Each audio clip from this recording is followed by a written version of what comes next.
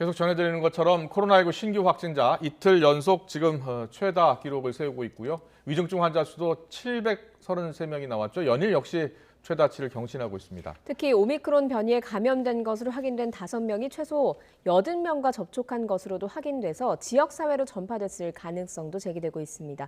엄중식 가천대 길병원 감염내과 교수 연결해서 이야기 들어보겠습니다. 교수님 나와 계시죠? 네, 안녕하십니까. 네, 안녕하십니까.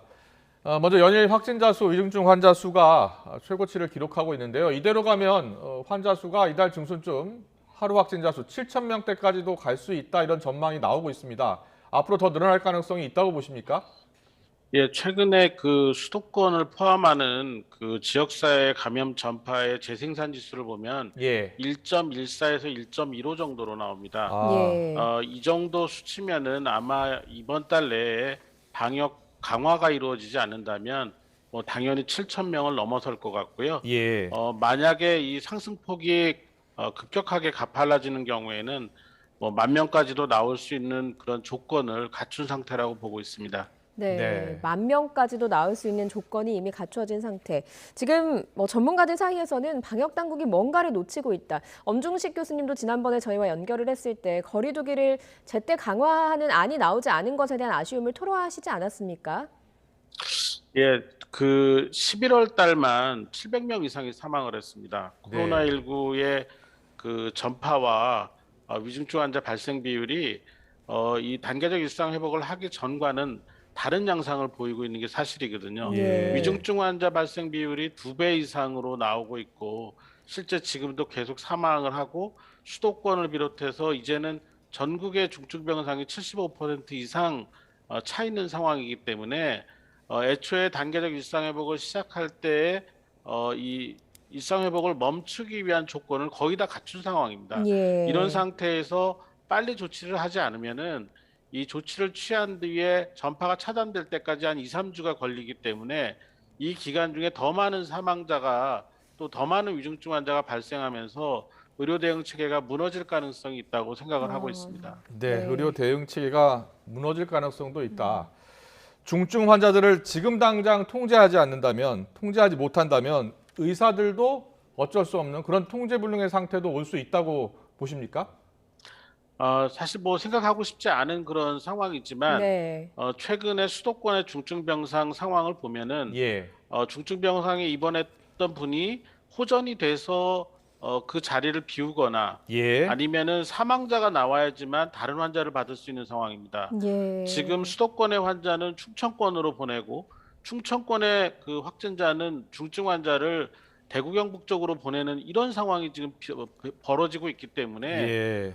상당히 어려운 그 의료 현장의 상황 그리고 실제로 또 재택 상태에서 상태가 나빠져서 오는 분들도 빈번하게 보이기 시작했기 때문에 예.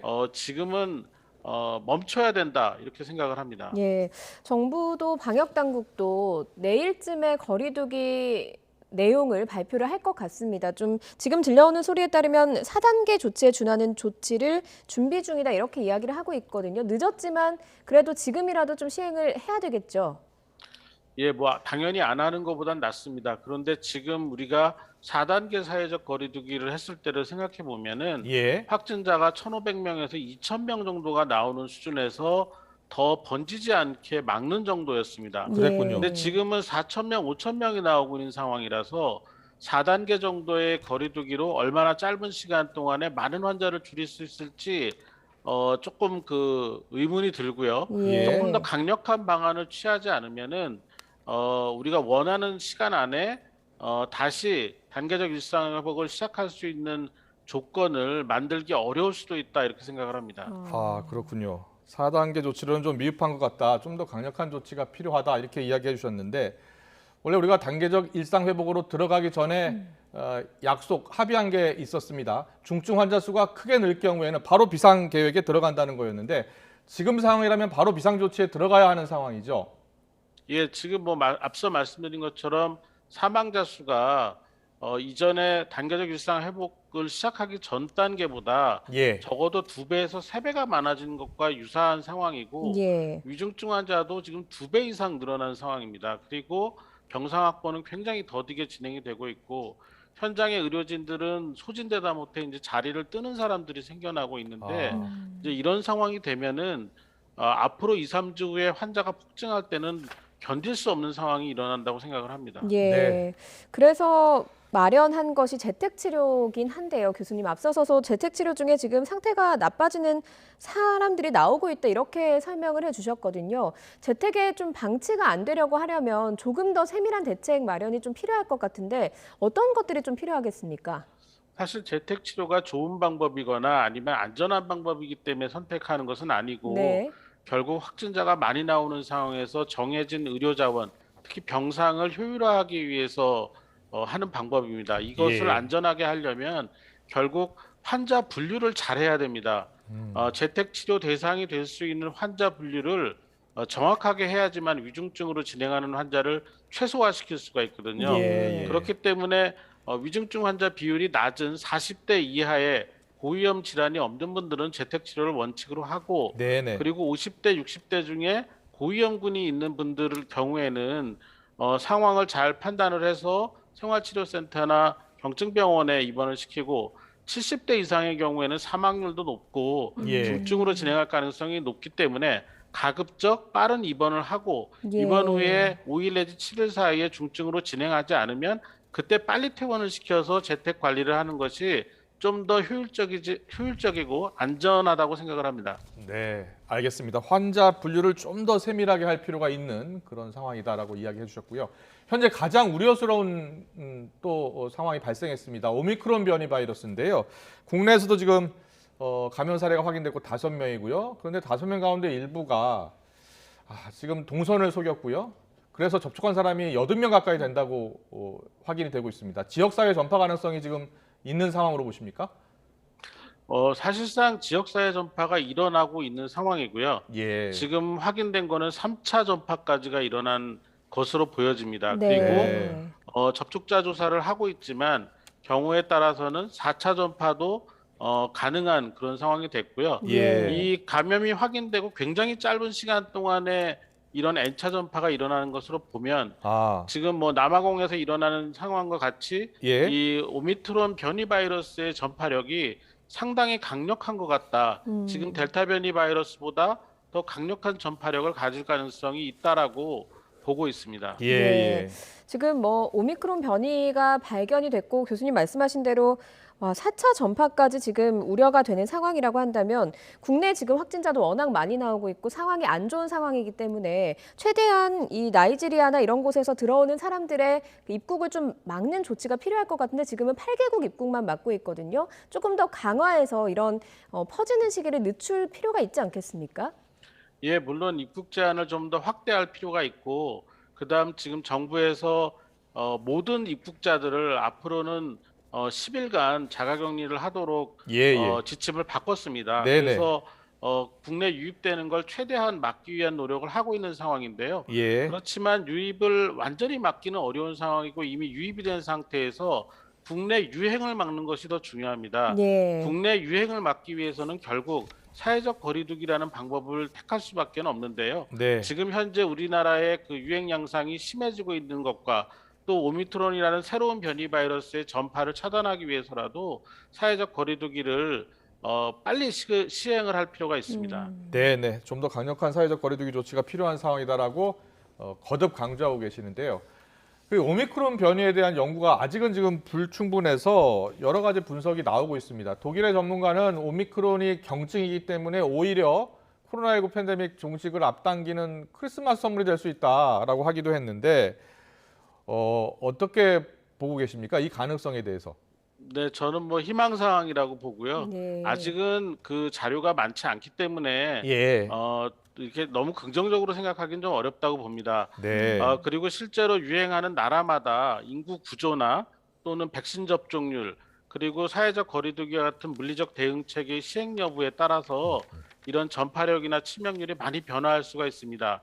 남아공은 지금 젊은 사람 위주로 유행을 했기 때문에 증상이 덜하고 가볍게 앓고 지나가는 것 같다라는 보고를 할 수 있지만 네. 인구 구조가 고령층이 많은 우리나라의 경우에 유행을 하는 경우 특히 요양원이나 요양병원 같은 데서 오미크론 변이 바이러스가 유행할 때는 치명률을 장담할 수가 없습니다. 네. 더 높은 치명률이 나올 수도 있기 때문에 굉장히 신중하고 보수적인 접근이 필요합니다. 예. 그리고 뭐 방금 말씀하신 대로 남아공에서는 젊은 사람들이 많이 걸려서 경증 환자가 주로 나온 것 같다라고 설명을 해주셨고 우리나라로 들어왔을 때는 어떻게 될지 모르겠다고 해주셨는데 남아공의 사례를 보면 오미크론이 좀 특징이 있는 것 같습니다. 유아 감염률에 좀 주목할 필요가 있다. 유아들이 감염되는 확률이 높다라는 이야기도 있거든요.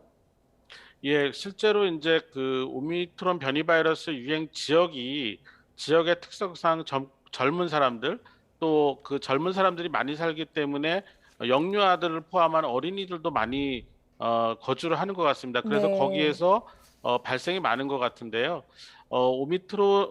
오미크론의 그 이 변이 바이러스의 유행이 우리나라도 어디에서 어떻게 시작되느냐가 상당히 중요한 것 같습니다.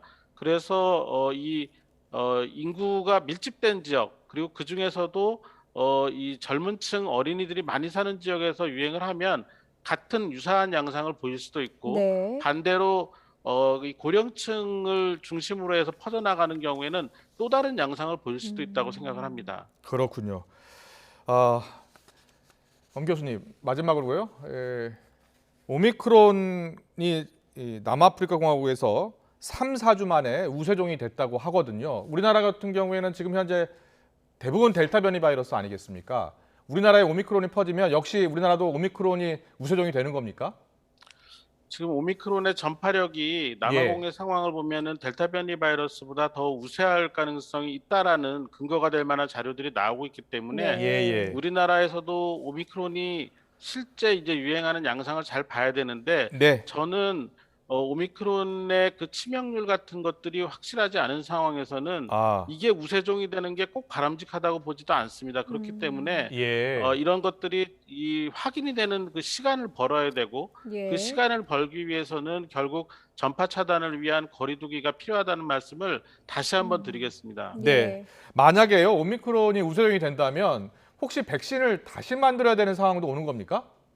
실제로 오미크론의 그 변이 상황을 보면은 스파이크 단백질의 델타 변이 바이러스에 비해서 2배 이상의 많은 변이가 확인이 되기 때문에 예. 네네. 백신의 효과를 현저히 떨어뜨릴 수가 있습니다. 이런 경우에는 실제 백신 보호 효과가 감소하면서 지금의 백신이 의미가 없어지는 완전히 제로 베이스가 될 수도 있는 그런 상황이 가능하기 때문에 이런 분석도 지금 빨리 나와야 되는 상황이고 만약 그렇게 된다면 예. 어찌됐건 백신의 효과가 떨어지는 상황이 돼도 결국 그럴 때 해결 방법은 네. 물리적 대응, 사회적 거리두기밖에 없다라고 생각을 네. 합니다. 알겠습니다. 결국은 새로운 백신이 나올 때까지는 적어도 우세종이 되지 않도록 예.